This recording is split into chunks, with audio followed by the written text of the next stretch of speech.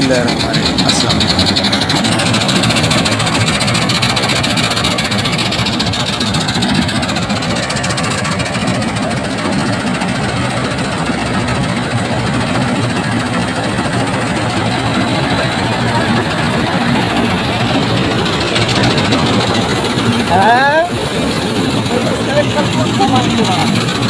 हाँ और खड़ा रहा मैं कल।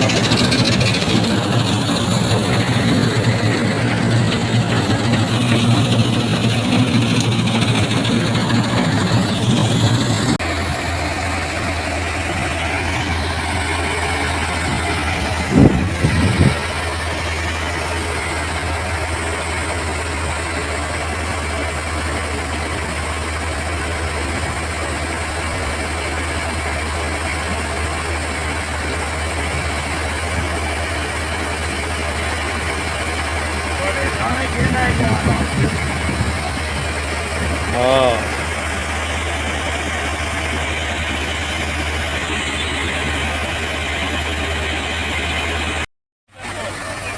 अच्छा अच्छा अच्छा।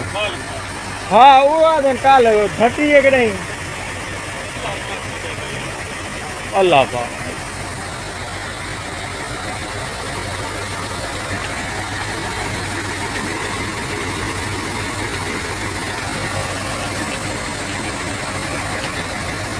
अल्हम्दुलिल्लाह।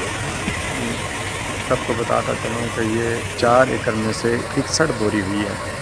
ये हार्वेस्टर के साथ हमने कटवाई है।